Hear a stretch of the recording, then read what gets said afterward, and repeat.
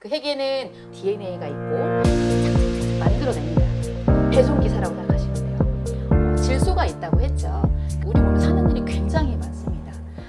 다음으로 넘어가면 방금 전에 확인했던 그런 아미노산들이 어떻게 모여서 단백질이 되는지를 보여드릴게요. 요거는 세포내라고 생각하시면 돼요.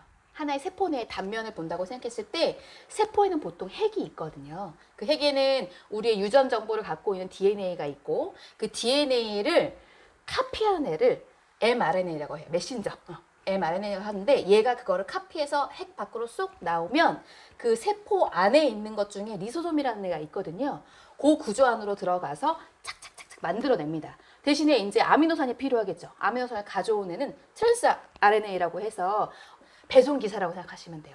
배송기사가 이런 여러 가지 아미노산들을 쭉쭉쭉 가져와서 순서대로 배열을 하게 됩니다. 그러면 비로소 우리가 아는 단백질이 되는 거죠. 근데 여기에서 보시면 하나씩 하나씩 아미노산을 가져왔죠. 그 아미노산들이 모여 있는 게 이런 구조인 거예요. 이런 구조에서 단백질 되기 위한 과정이 조금 더 추가가 됩니다. 이렇게 모여 있는 아미노산들이 이 서로의 끌어당김에 좀 따라서 이렇게 나선형이 되기도 하고 병풍 구조로 지그재그로 되기도 하고 이런 것들이 또 서로 결합이 돼서 하나의 작은 덩어리가 되고 이 작은 덩어리가 된 것이 여러 개가 뭉쳐져서 비로소 단백질이 되는 거거든요. 이렇게 4개 합쳐져 있고 여기에 지금 철이 붙어 있거든요. 이게 우리가 흔히 아는 헤모글로빈입니다.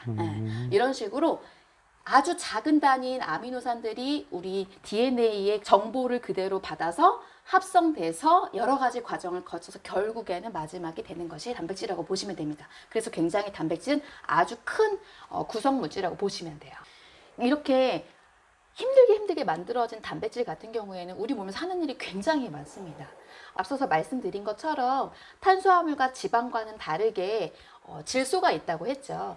그래서 우리 몸에서 하는 일 자체가 조금 더 독특하고 또 깊이 들어갈 수밖에 없어요.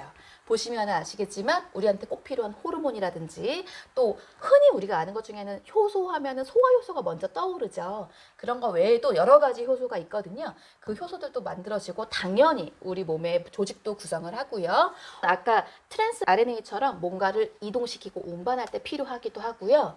그리고 우리 몸에서 여러 가지 병원군과 싸우는 항체가 만들어지기도 하고요. 당연히 우리 알부민이라고 하죠. 알부민 같은 경우에는 우리 몸의 수분 평형을 이뤄주기도 하고요. 또 산성과 염기성의 평형을 이루기도 하고요. 또 물질이 이동할 때 이 포도당을 세포 안으로 넣을 때 물질 이동에 영향이 있습니다. 그래서 이런 중요한 단백질 같은 경우에는 우리 체중 곱하기 0.8에서 1 정도만 섭취를 하면 되는데 이거는 실제 식품의 무게가 아니라 안 속에 있는 단백질의 양으로 따지는 거거든요. 그래서 조금 운동을 더 하시는 분들은 더 많이 섭취를 하시면 될 텐데 지금 보시는 것처럼 저희가 가장 많이 먹은 게 아마 닭고기를 많이 드실 거예요. 대부분. 닭고기 같은 경우에는 100g당 한 23g 정도의 단백질이 있는데 필수적으로 꼭 먹어야 되는 완전 단백질 같은 경우에는 달걀이라고 했죠. 달걀 같은 경우에는 100g으로 쳤을 때는 12g, 그리고 달걀 1개로 쳤을 때는 약 6g 정도의 단백질을 포함하고 있습니다. 그래서 그런 부분으로 계산을 해서 나한테 맞는 양을 섭취하시면 충분하다고 봅니다. 그러면 계란으로만 따지면 70kg면 적어도 10개 이상은 먹어야겠네요. 네, 그래서 한 가지만 먹는 게 아니라 네. 여러 가지 식품을 다 골고루 섞어 드셔야 되는 거예요.